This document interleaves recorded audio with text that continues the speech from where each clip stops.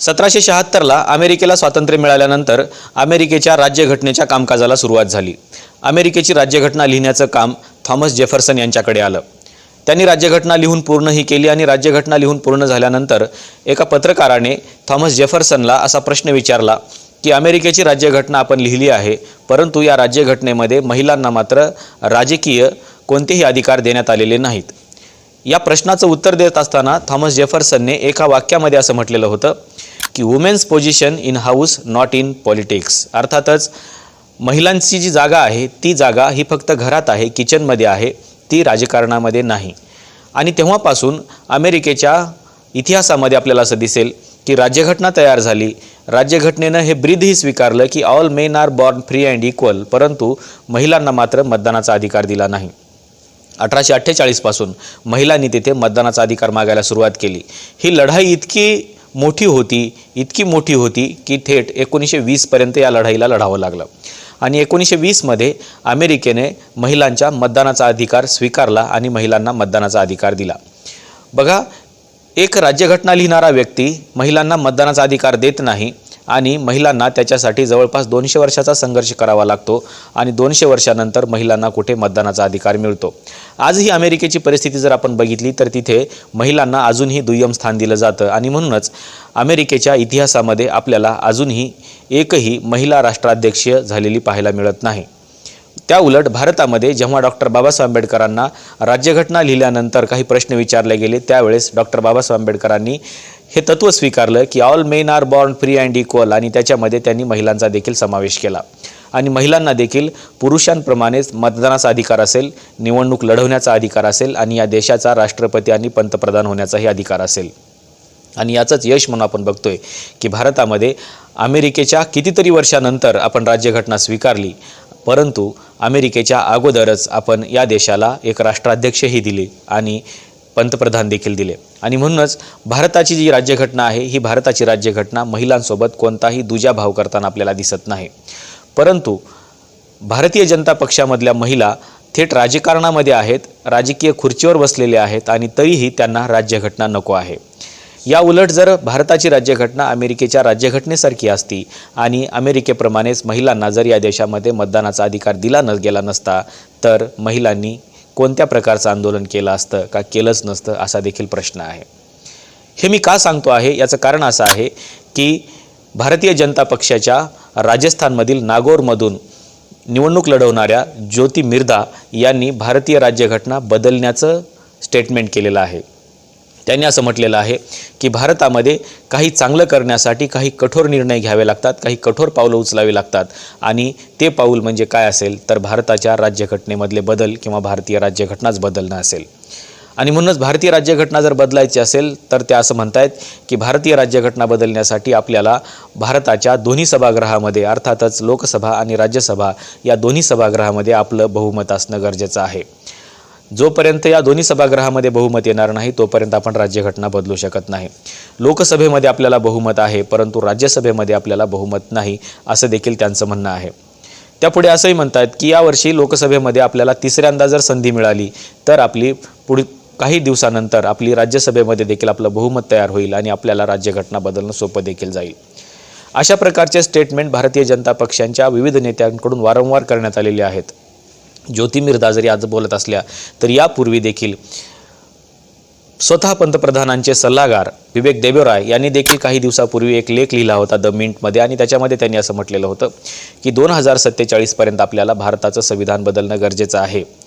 आणि या लेखावरती किंवा या प्रश्नावरती मोदी अजिबात बोललेले नाहीत किंवा मोदी गव्हर्नमेंट अजिबात बोललेलं नाही। या उलट विवेक देबरॉय हे पंतप्रधान नरेंद्र मोदी यांच्या आर्थिक सल्लागार समितीचे चेअरमन आहेत। जर एखाद्या पंतप्रधानाच्या आर्थिक समितीच्या सल्लागार समितीचे जर चेअरमनच असं म्हणत असतील तर याचा अर्थ असा होऊ शकतो की भारतीय जनता पक्षाला सरळ राज्यघटनाच बदलायची आहे। विवेक देबरॉय यांचं हे स्टेटमेंट संपत तोपर्यंत किंवा याची चर्चा शेवटाकडे येत नाही तोपर्यंतच अनंत हेगडे यांनी देखील जर 2024च्या निवडणुकीमध्ये भारतीय जनता पक्षाला 400हून अधिक जागा मिळाल्या तर भारताचं संविधान बदललं जाईल अशा प्रकारचं स्टेटमेंट अनंत हेगडे यांनी देखील केलेलं आहे। आता विवेक देबरॉय हे भारताच्या पंतप्रधानाच्या आर्थिक सल्लागार समितीचे चेअरमन आहेत, तर अनंत हेगडे हे भारतीय जनता पक्षाचे खासदार आहेत आणि ते कर्नाटकमधून निवडून आलेले आहेत. एका बाजूला भारतीय जनता पक्षाच्या पंतप्रधानांचे अर्थातच आर्थिक समितीचे सल्लागार बिबेक देबरॉय हे स्टेटमेंट करतायत, दुसऱ्या बाजूला भारतीय जनता पक्षाचे खासदार स्टेटमेंट करतायत आणि आजच्या घडीला भारतीय जनता पक्षाच्या उमेदवार, लोकसभेच्या उमेदवार राजस्थानच्या नागौरमधून ज्या निवडणूक लढवत आहेत ज्योती मिर्धा, त्यांनी देखील अशाच प्रकारचं स्टेटमेंट केलेलं आहे. याचा अर्थ असा होतो का की भारतीय जनता पक्षाचं अंतिम ध्येय हे भारताची राज्यघटना बदलणं हेच आहे. भारताची राज्यघटना बदलल्याशिवाय या लोकांना चैनच मिळणार नाही. अर्थातच भारताची राज्यघटना जर बदलली तर मग महिलांची परिस्थिती काय होईल, भारताची राज्यघटना कशा प्रकारची हवी आहे याचं देखील उत्तर यांनी या सगळ्यांनी दिलेलं आहे. बिबेक देबरॉय असं म्हणतायत की भारताची राज्यघटना बदलत असताना आपल्याला बोर्ड रूमपर्यंत जावं लागेल आणि बोर्ड रूममध्ये याची चर्चा करावी लागेल आपल्याला की भारताच्या संविधानामध्ये असलेला समाजवादी, धर्मनिरपेक्ष, लोकशाही, गणराज्य या शब्दांचा नेमका काय अर्थ आहे आणि हे शब्द का घेण्यात आलेले आहेत, इथून आपल्याला सुरुवात करावी लागणार आहे असं ते म्हणतायत. अर्थातच त्यांना भारताच्या राज्यघटनेमध्ये हे शब्दच नको आहेत. दुसऱ्या टप्प्यावर ज्यावेळेस आपण येतो त्यावेळेस अनंत हेगडे असं म्हणतायत की आम्हाला भारताची राज्यघटना का बदलावी लागणार आहे, कारण याच्यामध्ये काँग्रेसच्या गव्हर्नमेंटनं असे काही बदल केलेले आहेत की ते हिंदू हिताच्या विरोधात आहेत किंवा हिंदूंना टार्गेट करणारे आहेत आणि म्हणूनच हिंदू हित जर आपल्याला साध्य करायचं असेल तर आपल्याला भारताचं संविधान बदलावं लागेल, अशा प्रकारचं स्टेटमेंट अनंत हेगडे यांनी केलेलं आहे. तर दुसऱ्या बाजूला आज घडीला आपण ज्यावेळेस बघतो 2024च्या निवडणुकींचा प्रचार सुरू झालेला आहे, उमेदवार जाहीर झालेले आहेत आणि यातलाच एक उमेदवार भारतीय जनता पक्षाचा ज्योती मिर्धा नावाचा, ती असं म्हणते आहे की आपल्याला काही कठोर पावलं उचलावे लागतील आणि कठोर पावलं याच्यासाठी उचलावे लागतील की ते देशहिताच्या दृष्टिकोनातून असतील. आता याचा अर्थ असा होऊ शकतो का की भारताची राज्यघटना ही देशहिताची नाही आहे, कारण त्यांचं म्हणणं असं आहे की देशहितासाठी आपल्याला राज्यघटना बदलावी लागेल आणि जर समजा राज्यघटना बदललीच आणि जर या देशामध्ये मनुस्मृती असलेली राज्यघटना आलीच तर ज्योती मिर्धा या निवडणूक लढवू शकतील का, असा देखील प्रश्न आहे. अमेरिकेच्या महिलांना 1748 पासून 1920 पर्यंत जो संघर्ष करावा लागला तशा प्रकारचा संघर्ष कदाचित ज्योती मिर्धा यांना देखील करावा लागेल. आज ज्या बोलू शकत आहेत, आज जे निवडणूक लढवू शकत आहेत त्याचं कारणच भारतीय राज्यघटना आहे. जर या देशामध्ये भारताची राज्यघटनाच तयार झाली नसती तर आजच्या घडीला ज्योती मिर्धा या निवडणुकीच्या मैदानामध्ये उतरू शकल्या नसत्या आणि अशा प्रकारचं त्या स्टेटमेंटही करू शकल्या नसत्या. परंतु आपण ज्या राज्यघटनेच्या जीवावरती इथपर्यंत पोहोचलेलो आहोत, आपण ज्या राज्यघटनेच्या आधारावरती इथपर्यंत पोहोचलेलो आहोत, ती राज्यघटनाच आपण बदलू पाहतोय. असं जर झालं तर भारताच्या महिलांची परिस्थिती ही अमेरिकेच्या महिलांसारखीच होऊ शकते. अमेरिकेच्या महिलांना साधे नोकरीमधले जे काही जागा आहेत या जागा मागण्यासाठी देखील आंदोलन करावं लागलं. ज्यावेळेस 1848ला सेनेका फॉल्स सभागृहामध्ये अमेरिकेच्या महिलांनी आंदोलन सुरू केलं त्यावेळेस त्यांच्या दोनच डिमांड होत्या. एक म्हणजे आम्हाला मतदानाचा अधिकार असला पाहिजे आणि दुसरं म्हणजे आम्हाला नोकरीमध्ये आरक्षण असलं पाहिजे, अर्थातच आम्हाला नोकरी करायची आहे. आणि या नोकरीमध्ये जागा मागण्यासाठी त्यांनी त्यावेळेस आंदोलन केलं होतं. आज भारताची परिस्थिती ज्यावेळेस आपण बघतो त्यावेळेस भारतातल्या महिलांना देखील स्वातंत्र्यापूर्वी शिक्षणाचा अधिकार नव्हता. ब्रिटिश भारतामध्ये आल्यानंतर थोड्या काही प्रमाणामध्ये महिला शिकू शकल्या आणि थोड्याफार प्रमाणामध्ये काहीतरी कुठल्या तरी नोकरीवरती जाऊ शकल्या. अर्थातच याच्यासाठी सावित्रीबाई फुलेंना मोठा संघर्ष करावा लागला आणि महात्मा फुलेंनाही संघर्ष करावा लागला. त्या संघर्षाचं फलित म्हणून आपण बघतोय की आज बहुतांश जे काही क्षेत्र आहेत त्या सगळ्या क्षेत्रामध्ये स्त्रियांनी आपल्या जागा काबीज केलेल्या आहेत.